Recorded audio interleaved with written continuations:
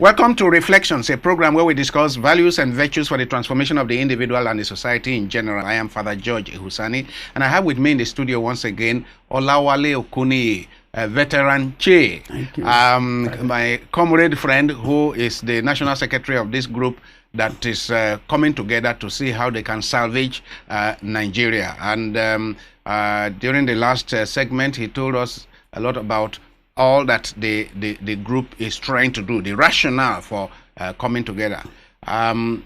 Veteran Che, you're welcome once again.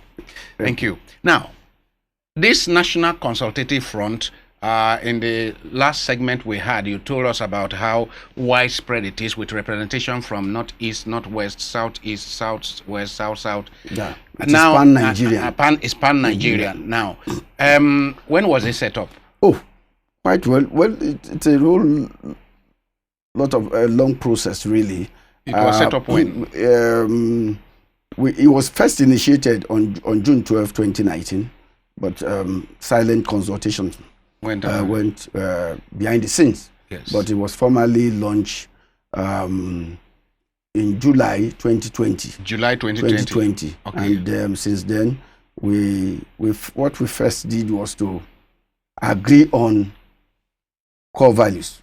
Our values, our mission, our vision, our objectives. Cool. So what are the core values? Well, the core values for us is that any individual must believe in Nigeria. Believe in Nigeria. To save it. So the iPod people cannot be members. Must believe in Nigeria to save it. Well, I've not said so. Well, if anybody see the core value and wants to be, why not? Okay, so you welcome. Believe in Nigeria to save it. Believe in Nigeria to save it. Okay. Believe in rescue Nigeria. Sorry, maybe I would have put it that way. Believe that Nigeria can still be rescued. Can still be rescued. Rescued. Salvable. Yes. That's and then is that you must be ready to come on board with a lot of integrity, a lot of transparency, a lot of conscience. And that's why we call the group a Leaders of Conscience group. Those that are being mobilized are leaders those of conscience, considered to be leaders of conscience. So you will not put in the National Consultative Front, for example, at least you won't put forward people who have tons of cases with EFCC or ICPC. You'll be wary of them. Maybe not, because EFCC and the ICPC, some cases are used for different purposes, so you cannot really judge anybody here. But yes, maybe if we are sure that he has is serious right, cases to answer. Yes, if we are sure, but because there is also the aspect of witch hunting. You can't say you may be stalking as a father and they say and somebody may sponsor something. So that's not the basis. The basis will look at your penitence. Yeah, because you talk about integrity. You talk about Mm. integrity. So if you talk about leaders of conscience, that points to integrity. Yes. You talk about people who have integrity. Yeah. That's very important in a country where there's so much corruption. It is very important when people say we are leaders of conscience, that indeed, even if somebody is witch hunting them, they won't find much around them. Oh yes. Because they have been people of integrity. Oh yes. That's right. So integrity is a key kind of in our core value. It's very important, and also transparency and accountability, and so on and so forth. But you must have conscience and have compassion. You must compassionate. Somebody who wants to help the other people or the people. So those are the values that is not somebody that is seen to be corrupt. And I believe also that it must be pan-Nigerian. Of course, I said you must believe that Nigeria is still salvable. That's the first one. So it's pan-Nigerian. It's not, you are not sectionist or you are not sectionalist. You are not bigot, a religious bigot, jingoist, and so on and so forth. So you must believe in the live and let live salvation of Nigeria. You must believe that, okay, we can save this. And then you must be committed. Commitment is also a key value. You must demonstrate your commitment. About how many people are members? So, I mean, roughly, I know you don't have the list before you. Well, it's a big movement now, but we are just going to the zone. We have tactically delayed in going to the states and local government because it's a national mass movement. But roughly now, you have about 1 million Nigerians here and there in the zones. These are not key leaders that have moved in, but essentially youths, particularly a large segment of the NSAS movement, keyed into it. Some of their leaders, most of their leaders are involved. And then you have most of the civil society groups in it. You have political parties, about 35, I guess, in it. You know, you have stakeholders, individuals who are icons in it. You have a council of elders in it. So it's broad. Okay, but roughly, let me just say about 1 million. About a million. Good. Looking at the zones, the membership in the zones. So you started July 2020. Yes. Between then and now, can you give us a rundown of what has happened? What have you in the National Consultative Front succeeded in doing? I'm asking this because there is an election, a national election planned for 2023. And so what are you doing? Are you looking at serious changes in the polity before 2023? Or is this, there is no date? You don't have a target as to what you want to achieve, when you want to achieve them? Well, what we have done so far is to consult, which is key. Consult. To consult is key. Consult wide range of stakeholders, various, you call it geopolitical zones now, and state. Because Nigeria is not one in terms of culture, and so that's why there is a huge diversity. Yes. And so we noted that. So we consulted various stakeholders in the northwest, in the northeast, in the north central, in the south, in the southeast, in the southwest, whom we think of like minds and who believe in our values, who are like minds that we need to save this country, we need to bring about a mass movement of the people. As leaders of we consulted and then brought them together to meet, and we have had series of meetings. Some virtual Zoom because of COVID-19, because it really started during COVID-19, and eminent leaders attended, and then we were able to design a roadmap with timeline to say, okay, for ourselves, we want to give ourselves the task of clearing the constitutional mess, or the constitutional division, or the disagreements and the contentions, you know, and the tension, because you would never be able to have peace and then prosperity, economic prosperity, and investment won't come, and then you can't grow the country. So we need to deal with the constitution, and so therefore a constitution dialogue committee was set up. So within the National Consultative Front, you have a constitution dialogue committee set up, driven by the people, by leaders of conscience. To say that committee is a committee on its own. So it's a dialogue on the emergence of a new constitution. That will, it may not end with us, because there is we think that the National Assembly will have a role. However, Michael Zekomen, June 12th, is when we had the last meeting, the last summit, advised that instead of asking the National Assembly to amend Section 8 and Section 9 to be able to provide for a referendum on Constituent Assembly, yes, which is the right path to go to any people's constitution, we can, given the tension in the country and the anarchy going on and the killings, the need for what you call doctrine of necessity, we should write a memo, and which he has already done, to the National Assembly, to invoke Section 4. And what does Section 4 say? Section 4 gives them power to make laws for the good governance and stability and peace of Nigeria. So it gives them so that they can make law. They have the power under Section 4 to quickly make law for a process of Constituent Assembly referendum, so that Nigeria can have a huge popular agreement that this is our country and own their country for the first time. But talking about National Assembly, those in the National Assembly today are prime beneficiaries of the constitution you are complaining about that is flawed. Yes. They are beneficiaries of the constitution that is flawed. Yes. And how easy do you think it is for them to accept to invoke a section of the constitution that will render them, No, because it's steering them the existential condition. They have been targeted by bandits, unknown gunmen. Police stations have been targeted. Government people, but lawmakers have been targeted. We must quickly save ourselves. With the selfish interest of... No, they can't be saved because their death is staring them in the face. Everywhere has been targeted. Suicide bomber everywhere. And then the last time it was Autumn that was targeted. It was Zulum.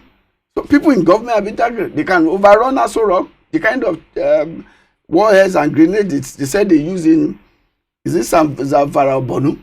They just come in. So government is saved, or people needs to also save themselves from that. So we must create stability. So what you are saying so is that that everybody believes to defend Nigeria. It is in their own self-interest to invoke that section 4. Yes, immediately now. To make the emergence of a new constitution easy in order to save themselves and their families. Yes, from any form of attack that may come anywhere, because you can't even predict. As we are talking now, what is going on somewhere? You just leave the studio now, you find out that. Wait a minute. Are you? I hope we are not. Army generals have been targeted and NDA being. Are you? I hope invaded. we are not. I hope you are not being simplistic to imagine that all of a sudden, if we have a new constitution, all these problems you are narrating. Not at all, because we are carrying the spirit. It's not about writing. Anybody can write constitution. We are saying carry the spirit of the country to a dialogue.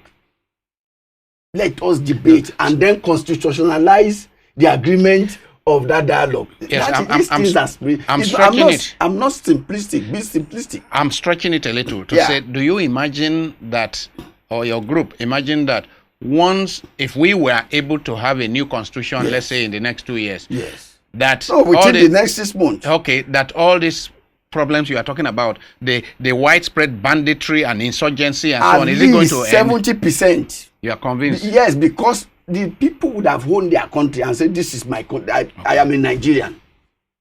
To hell with you, I'm going to fight you. I will pursue you. Oh, nobody wants to do that because corruption thrives. And the 1999 Constitution is foisted so that corruption can thrive and democracy can fail. And we know that. You can't continue to use this constitution and say you want to do anti-corruption. Anti-corruption what? You cannot do anti-corruption with this constitution that makes governance very gargantuan or big and very corrupt. And then you say you are fighting. Corruption is going on within the presidency. It will go on. Naturally, it will go on. What are we talking about? So the first thing to change the foundation. And I have warned leaders, and I know General Bob knows this, that we need to change the foundation of this country and bring agreement. Let's live in harmony. Let's discuss. If you and I had agreement and we agree to certain, I know that it's my agreement. I won't look for ways of. So I'm listening to you. I'm talking about the spirit. Yes. The spirit of the nation. Yes. The mood of the nation. The totality of the humanity of the country. If you put it to say, Babangida did it, tried it. It's just that he by himself subverted it or bungled it. Because if you see the processes, I did a comparative analysis of governance, constitutional exploration in Nigeria, 1886 to 2014. I did it for MBA, 2012 MBA then.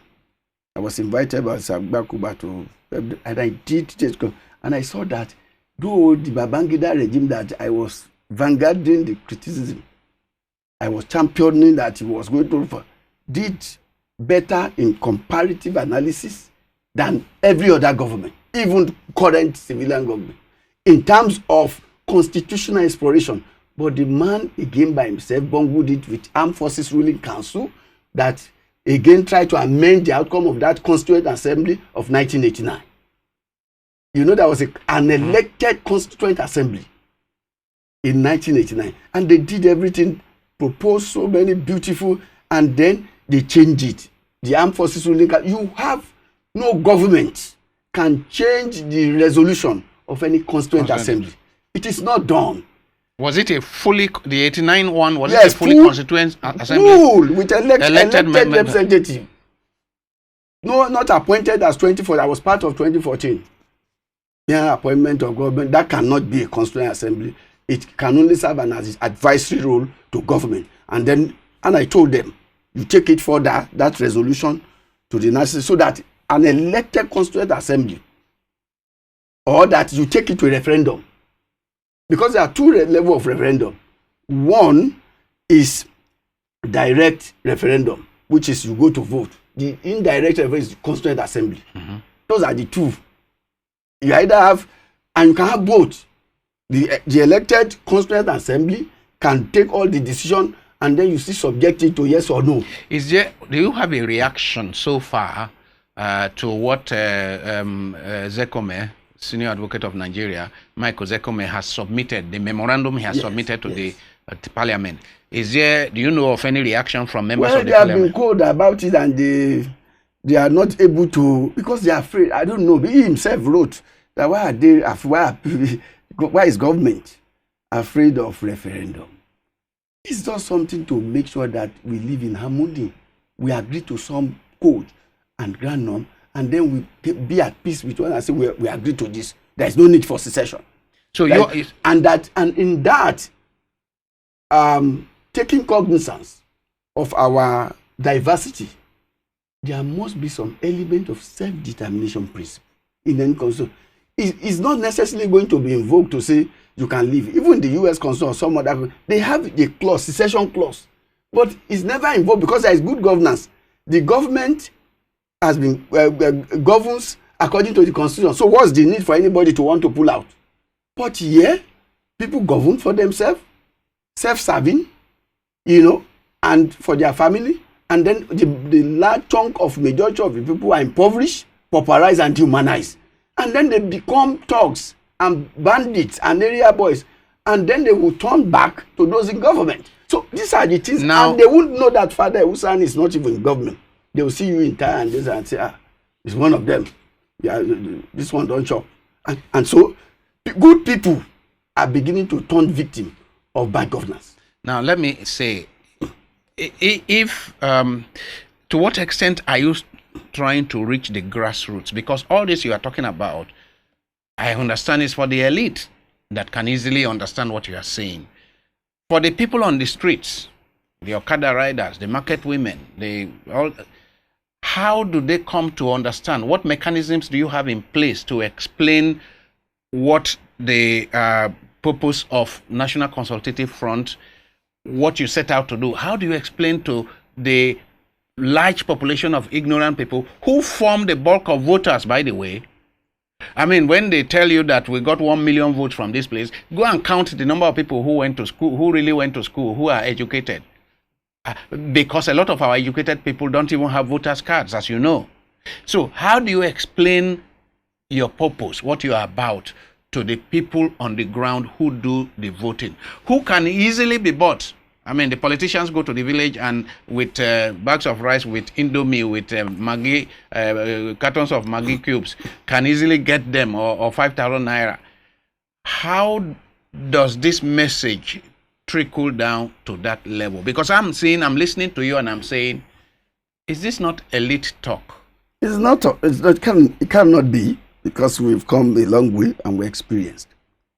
And we have done all of this. It's just that you get stuck by government not wanting to move, or people have heard us not wanting to change and just hold on to power. But one of the things that we have designed is to reach out to religious organizations, churches, mosques, Even if we have shrines that want to tell their members that, but churches and mosques, essentially, and then build structures.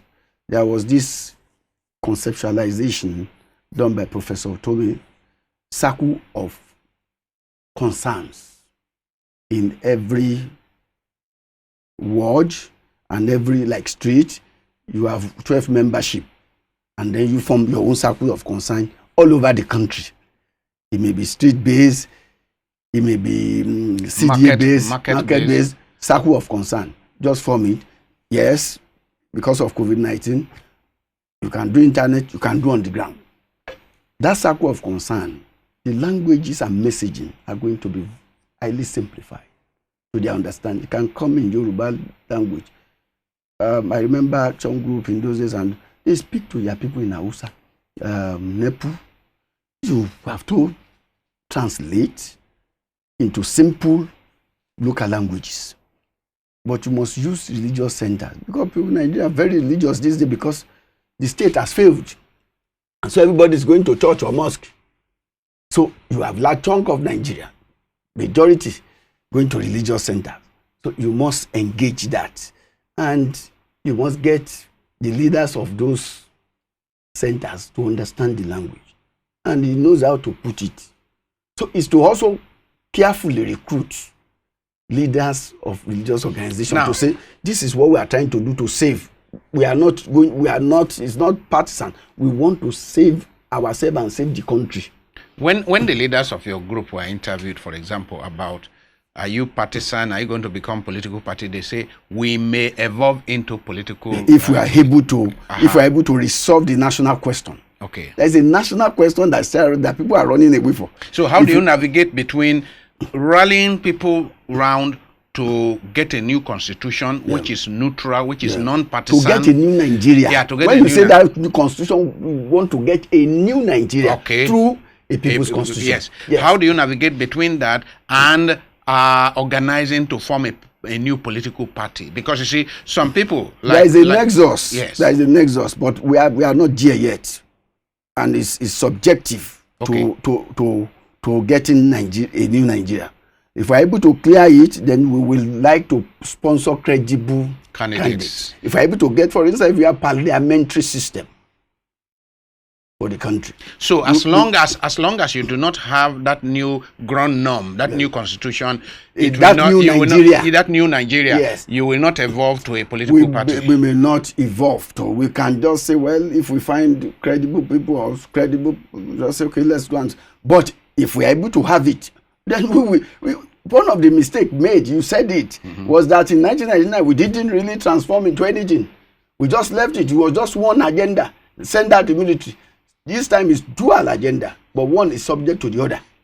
It's dual. We are thinking because we now have experience. The failure of the past is now guiding us. So we say, okay, clear it, create a new Nigeria, then you can't leave it. Just like ANC. We are just like ANC of South Africa. We are going to fight all the. We are doing it constitutionally. If we have to, if the struggle has to graduate, it will graduate. It doesn't matter. It's about watching the dynamics of the country in saving our country and saving ourselves. So we are so dynamic about it. If we have to employ, now we're employing constitutional dialogue. Can we rally diverse stakeholders? This diversity is a problem. Let us talk in a way that we will now constitutionalize the agreement.